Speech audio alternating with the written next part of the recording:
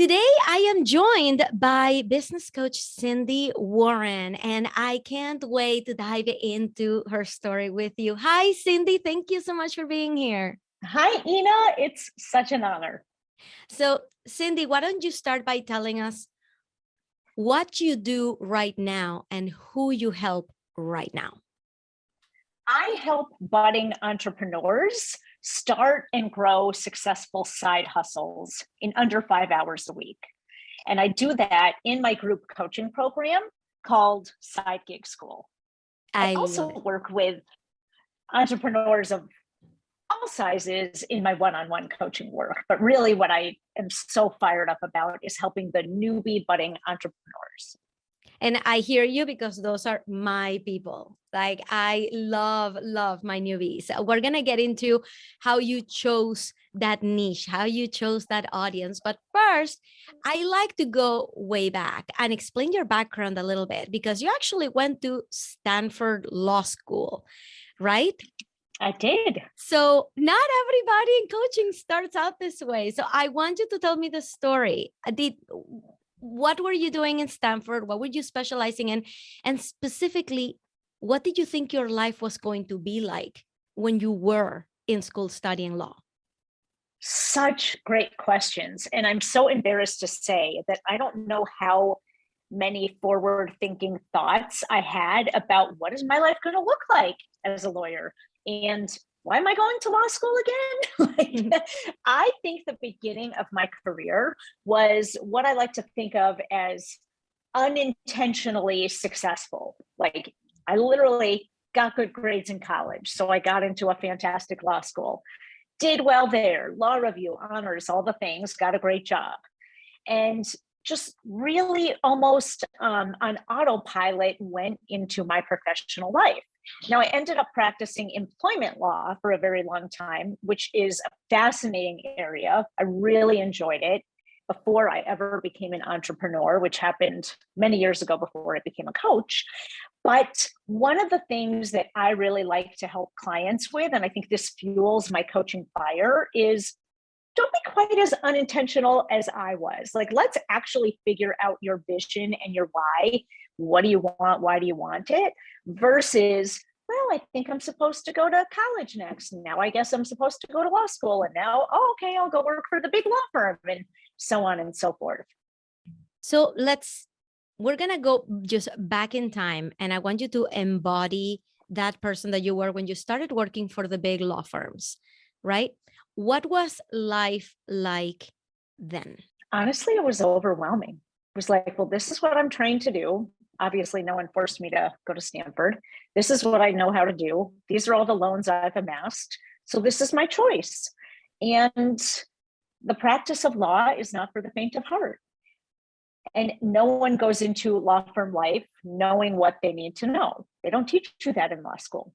So I think the first couple of years working as a lawyer in a big prestigious law firm, making great money, they were very overwhelming. What was overwhelming about it? The amount of things I didn't yet know how to do. And I would say I also at that stage in my life, so I was a young woman in my mid-20s, I didn't really know how to take care of myself. So I think my nervous system was in a constant state of overdrive and overwhelm.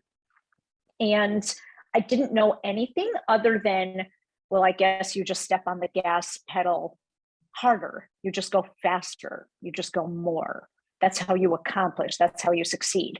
And that's sort of like an accidental lesson I taught myself growing up, being a straight A student wherever I went. It was like, just study harder, just get up earlier, just push. Oh, well, that seems to work. And I really thought so naively back then, that's the only way. What did you think your family thought about the way that you were leading your life and handling your job? What was their impression of what was going on? I think they were very proud of me. I mean, I think they thought, wow, look at you. You're doing so great. You look good. You look like you're happy. Things must be well. Tell me a little bit about what was going on at work when you started to realize, I think I need to make a change? And the reason I asked that very specifically is because, as a business coach, when I work with people who are thinking, I need to do something else, I need to do something different, I don't want to be my job anymore, my first question is always, what's going on at work? Because somebody who Yeah. is satisfied with what's happening at work doesn't wake up one day wanting to just light a match to it and do something else. Usually there's something going on that pushes you in a certain direction. Was there something happening around you that was pushing you out the door? Yeah, interestingly, that's such a great question, Ina. Interestingly, it was almost the opposite of what I described. So I had just become a mom Mhm. and went back to work part-time because I had the luxury of being able to go back like 80% time or whatever. And the law firm I was at the time didn't know what to do with a part-time woman. So they gave me exceedingly boring work. It's funny because I started this conversation saying I didn't know anything. It was overwhelming. Now I was at a point where I was like, why are you treating me like a law student? I'm like, a lawyer several years out of law school. And I found myself not being inspired or even intellectually stimulated by the work at all. And at the same time being like, and why am I away from home, away from my daughter, leaving her with a nanny? Like I didn't really see that the cost benefit analysis wasn't making sense to me. So that was what forced me to hit the pause button. And the next question is, what we would obviously think is the next logical step, which is maybe I should just go get another job. Maybe I should just go find a law firm full of women who have women-centered policies and who will treat me better. Not everybody decides to, you know what, I think I'm going to try to do something completely out of the box, especially in the absence of mentors. I wonder if those thoughts were in your mind, or if you didn't even think about another job at that point. Great question. What I knew was I needed to take a pause. So I quit the job and I was going to give myself a little bit of time to stay home with my baby and figure it out. What quickly became apparent to me was I am not meant for full-time motherhood. When I am engaged intellectually and otherwise, I show up as a more effective mom. And so I knew I needed to find something. And it's funny because I didn't really think what's the right law firm, like what's the next job. I thought, what can I do that I already know and just see what happens. Mhm. And I remember different ideas floating around in my head. And I did have a friend who had a human resources consulting business. And I remember her sort of planting a seed in my ear of, well, why don't you try this? And she lived out of state and, we weren't competing in any way. And I thought, yeah, maybe I'll try that. So I would love to talk a little bit about this new business that you started. So doing the HR consultancy, which Yes, it means that it was a perfect segue. You were doing employment law. Now you're going to be doing basically helping companies, avoid getting sued. I heard you on a podcast recently saying avoid getting sued or create a better environment for the company. So how did that feel, starting that, because you were doing it as a side hustle, almost like it wasn't like a full-time thing. How did totally. that tell me a little bit more about that story, how that came about. It's funny because I really had no idea what I was doing. I Mhm. mean, I started off and I was like, yeah, employment law, HR consulting seems seamless. I do all the things HR. No, I do trainings and I do investigations. And it took a long time for me to get really clear on who should hire me and what they should hire me for. Like it was definitely some wasted time in there, but I did it in a way that was so not hustly at all because it was just, this is my side hustle. I will see what happens. And eventually it grew into a 6-figure business where I literally had to do no marketing. It was just all referrals. Everybody knew me as like, you need a workplace investigation, you go to Sindy Warren. You need a sexual harassment training in your office, you go to Sindy Warren. And that was fantastic. So it took almost a decade to get to that point, which really served me. Like there wasn't a problem. I wasn't saying, why isn't this working? Why isn't this happening faster? I actually had a lot of fun with it and different iterations of it and trying different services out until I naturally found, wait, this is really the skill set I bring that's unusual. And these are the ways I want to work with clients, and these are the clients with whom I want to work. So I would say it grew, and I know I used this word before talking about the beginning of my career, kind of unintentionally. Like, I don't know exactly what I'm doing, but I know I've got skills. I know I've got experience. I know I can figure this out. And I did. And I think if I had wanted to do it quicker, I could have, but there was no reason to. It was happened absolutely fine. So that business I had for my daughter's almost her entire life. So, a couple years shy of 2 decades, really. Yeah. So then how did you find coaching? Because at the same time you were teaching yoga, teaching yoga to yoga teachers, you Yes. write a book on yoga, right? It's like Yes. you have your business, then you have yoga. Like, what was going on at the time that you decided to write this book? I think I've always been, as an adult, like once I got through law school, like someone who is a seeker of meaning and purpose. And maybe because I started off without much of that, I became kind of obsessed with purpose and meaning and the existential questions that's nice keep us up at night. And yoga was really a bridge for me that helped me. Well, the philosophy of yoga is very much, how do you live with presence? How do you live a meaningful life? What does that even mean? How do we measure it? And I kind of took a very deep dive into philosophy, and my book is this isn't what it's called, but I think of it as yoga philosophy for dummies. And it's like sort of a very simple, easy look for either newbie practitioners or people that have just done the physical practice or even yoga curious. What is it about this practice that keeps lasting decade after decade after decade? And that quest for meaning, I think, ultimately led me to coaching. Like, I sort of felt like, okay, well, yoga and what I want to do professionally as a yoga teacher and an author, that was great. And then I sort of felt like, for me, I hit the ceiling of what I wanted there. And then it was like, okay, now what? Now what? Now what? And coaching was the answer. How did you find coaching? A girlfriend actually said to me, I think you should look into life coaching. Like, I remember this conversation so clearly. And I was like, what's that? And she was like, just look into it. I think you might want to get certified. And that began sort of my foray into this big, beautiful world that is coaching, that, like, 5 years ago, I didn't even know what it was, which just blows my mind because now it's so much of who I am and what I do. But yeah, it was like this little, again, a friend planting a little seed in my ear. You got to check this out. Did you go straight into a certification program? I did. Do you mind plugging it?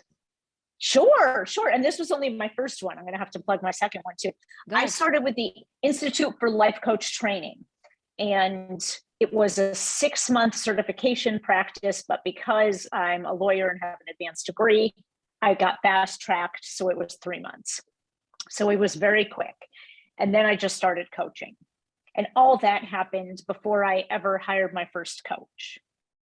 And when I found my first coach, I got introduced to the Life Coach School, LCS, which is where I ended up also getting certified. And that was another 6-month process with a whole lot of things after that. So yes, I consider myself to be pretty deeply steeped in the life coaching world. And then that in the last year really also morphed into business coaching. Didn't start out that way. Yeah. So the transitions keep coming. Can you tell us, when you first started coaching, what were the biggest surprises? Maybe not everything was rosy, but like, were there pros and cons that you were seeing as you were starting in this coaching and getting yourself clients? Give us a pros and cons list of what was going on in the beginning. Absolutely. The pros were, oh my God, I love this work. This is so much fun. I cannot believe someone's paying me to sit down and have this conversation with them. Like, mind blown. The cons were, now I have to go find the people willing to sit down and pay me to have this conversation with them. And it's funny because I really hadn't, in my prior life as an HR consultant, stepped into the shoes of the business owner trying to grow the business. It all just sort of happened. And here I really decided I wanted to do it in a different way. So starting and growing a business and getting clear on how you do what you do and for whom you do what you do, that's hard. That can be hard work. And the marketing aspect of it, which again, I did very little of before in my life. And doing it as a woman in my late 40s, where I was like, wait, I have to be on Instagram? Like I'm now 50. So that all felt overwhelming and kind of in the con list. But now looking back at it, and even now I know I have so much further I want to go. I think it's also a pro because it just keeps me sharp and on my toes and always learning and growing. I think one of the biggest shocks for everybody who has never used Instagram or social media for work is, what do you do to grow your audience? What do you do with the friends and family who are there? And what do I do with all of these feelings that I don't want them to think I'm trying to sell them anything? Did you go through anything like that? Totally. And thank goodness for all the coaching I availed myself of as a client as I was growing my coaching business, because there's mindset work for all of that. And it really is coming down to, like, I'm not just going out there and saying, pay me. I'm going out there and saying, I can help you. Here's how. Would you like to work together? And having a service-oriented mindset is something that everyone who's looking for a coach should be looking for in a coach. So really, at the end of the day, my coaching is not about me. It's about the people who I serve. And when I sort of shifted my mindset to focus on that, it becomes fun again. And it feels good. It fills me up, as well as serving my clients at a higher level. What would you say was one of your biggest limiting beliefs back then when you started? I don't know enough. And it's interesting because for someone, and I'm sure you can relate to this, Ina, who always wants to be learning and growing, you have to balance out these two conflicting ideas of, I want to know so much more, I want to get so much better, and I know enough right now to really be of service to someone. If somebody's struggling with that one right now, what would you tell them so they can just go out there and not stop themselves because they feel like they don't know enough? Believe that you can hold both statements in the palm of your hand. There's more to learn, and you know enough now to help someone. I used to work with a lot of coaches who would tell me, wait, but I'm not certified yet. And I'm like, well, you have so much experience, or you have a master's degree in something, or you have already helped people over the past year to do this thing. Like, there's somebody out there who needs your help right now, and you're telling them, I don't want to help you because I don't have this certification that I want to do that is probably going to take me another 6 months to do. So that's kind of what, like, it got me really out of it. It's like, you know what? The fact that I have a master's in business should be proof enough, like certification enough, right? And the fact that I can just turn around and teach people what I'm doing, right? Like, teach people the things that are working. So yeah, for everybody listening, just don't let that stop you. So yes. So let me ask you, you went from life coaching into business coaching, and that was relatively recently. You just mentioned, like, within the past year. Yeah. Can you tell me what was your thought process? What was going on with the life coaching business, which you've already had for several years? Yeah. What made you go, what's up with this business thing? Yeah. Well, it's funny because I started off as a very general life coach, and really I had only been doing that about a year before I shifted into life and business coaching. Mm-hmm. And here's how that happened. And I think this is a great question for all coaches to ask themselves. I thought, what have I done in my life that I know how to do and how to help other people do? And I really had this moment where I was like, I've always had side hustles, always, like for 35 years, I think, literally, there's always been something I'm cooking up on the side. And wouldn't that be fun to just put together a program to teach people how to do side hustles in a non-hustly way, which is why I call my program Side Gig School. So I just sort of started it before I was ready. And it was early 2021. And I reached out to people who knew me. And the first group I had of the program, they were all people who had taken my yoga classes. And I think that's how businesses always start, with the people we know and the networks we've already just naturally cultivated. I hear you. So yeah, totally. Even then, I don't think I thought of myself as a business coach until, I don't know, for many, many more months, until I'd run through a couple more rounds of the program, Side Gig School, made it better, started a podcast, and just came to a place of feeling extremely confident that I know how to help people do that. Mm-hmm. And also, and this is where like my employment law, HR work comes into play, I know how to help people who are in corporate America, because I've worked with those people for the last 30 years. So so I really do consider myself a business coach now. But it was, and I think everyone in business goes through this, a little bit of an identity shift. And I wouldn't be surprised if I'm not done iterating on my identity as a coach. Right. I don't think that work ever really stops. I mean, when I first started, I was talking to moms because I was a new mom and I wanted to help them stay home. Like I was doing the side hustle thing too. And then eventually started progressing into the thing that I teach now, which is, getting clients with a small audience, but I didn't start out that way. And I don't think this is where I'm going to end up. It's just that it continues to be a process of evolution. So yeah. Do you see, what is your vision right now? Like, what is your end game? I love helping people do things they didn't think they could do. And really, I find so much joy and pleasure and meaning in helping people, and moms in particular, step onto the side hustle journey. Now, some of them will go on, like I have, and become full-blown entrepreneurs, and others won't.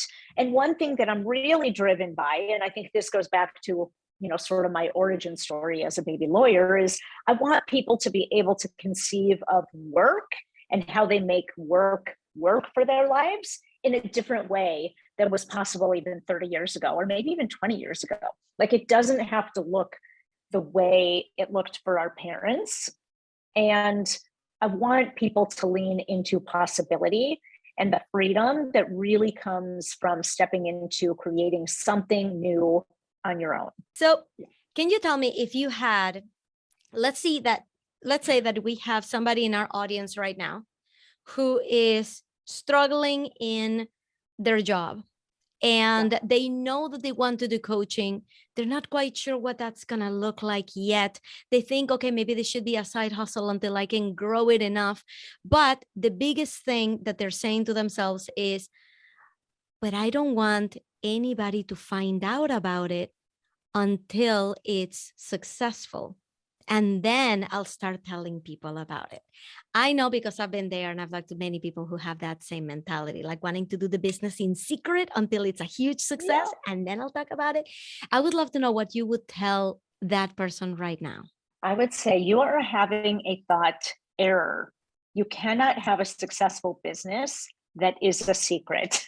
So you've got the chicken and the egg thing a little mixed up. What should they do? Go out and start. And it's okay to tell people, and you can start small. And if your ultimate goal is to make enough money that you don't need the day job, you don't need to shout that from the rooftops, but you do need to plant that seed inside of yourself, have it in writing, visualize it, tell someone about it, have a coach, someone who can support you when your limiting thoughts get in the way, to keep going. And the number one thing I see people do that I think is really a dream stealer is they just give up too soon. They give up on themselves too soon. That's definitely like the biggest dream killer, is just quitting too soon, quitting right before it actually works. So let me ask you just a little bit about the internal inner workings of your business. So you've had a really successful year. It has been a multi-six-figure venture. So congratulations. That's amazing. So I would love to know, what is the makeup of a business like that? When somebody's looking at you saying, oh, I want that kind of success too. What kind of offers have you found are the ones that, are the biggest bang for the buck are the ones that you're enjoying the most, the ones that you're always going to have because they are the best ones for the business. Absolutely. I love working with people one-on-one on life and business, especially entrepreneurs, but what comes up in entrepreneurship comes up in life. So there's always life coaching involved in business coaching. And so one-on-one clients and a group coaching program. That's a, somewhat of a high ticket offer. So I'm not selling like $100 membership. I have two really healthy revenue streams, one-on-one, group coaching, that's it. So I actually think the key to growing quickly is being simple in your business plan and in your marketing so that the right people can find you. What is your favorite way of marketing your business? I love to write, which is evidenced by the fact that I wrote a book. So I actually love blogging and writing newsletters and just sitting and letting my brain explore on my computer. I really love that. And I've become, over the past couple of years, a much more visual marketer. So I am on Instagram quite a bit too. And I think most natural for me is pen to paper, fingers to keyboard, but I'm getting more and more comfortable face in front of camera, speaking live as well. And I'm doing that on my podcast. It's not on YouTube the way yours is. So it's just me behind the camera. Nobody can see me, but I like the spoken word as well. I like words. Tell us the name of your podcast. Plug it right here so everybody can go and subscribe. It's called Side Gig School. Very cool. So what is next for you? I am looking to grow my business by serving more people. So I am looking to have more group coaching programs, all teaching the same thing, and really just serve more. I mean, I don't see myself ever giving up my one-on-one practice. I know a lot of coaches, when they scale and get bigger, lose the one-on-one, but I thrive on the personal connection, and that's just going to continue to be a part of it. So I think for my coaching business, it's going to be more of the same, just on steroids. Love it. I love it. So can you tell us, what do you think is the biggest misconception that people have of you as a successful businesswoman? I think people might think it comes easy for me. And I work really hard. And I have learned how to manage my own mind. And I don't do it on my own. I'm such a believer in coaching. I've got coaches. So it may look easy from the outside, and part of me wants it to, because I so believe in people not getting turned off by failures or missteps or rejection or what have you, all the things that are inevitable in the entrepreneurial journey. And sometimes it's really hard. And we are stronger than we think, and we can do hard things. And like, how do I know that's true of every single person listening? Because we all have. You don't get through this life without doing hard things. So I think that might be a misconception people have of me. And finally, if everybody who's listening had to do what you're about to tell them to do, and they have to do it in the next 24 hours, what would that thing be? Decide on a business idea and make a plan to put it into action. You heard it here first. That's what you're going to do. So, Sindy, this has been such a pleasure. Thank you so much for sharing your time and your story with us. Can you please tell us where we can go and follow you, find you, get in on your newsletter? Where can we follow you? Absolutely. My Instagram handle is Blue Tree Coaching. That's the name of my business. My podcast, as I said, is Side Gig School, and my website is bluetree-coaching.com. I mean, all the places. And we're going to put all those links in the show notes. So, Sindy, thank you so much for doing this, and we'll see you on your podcast. Thanks, Ina.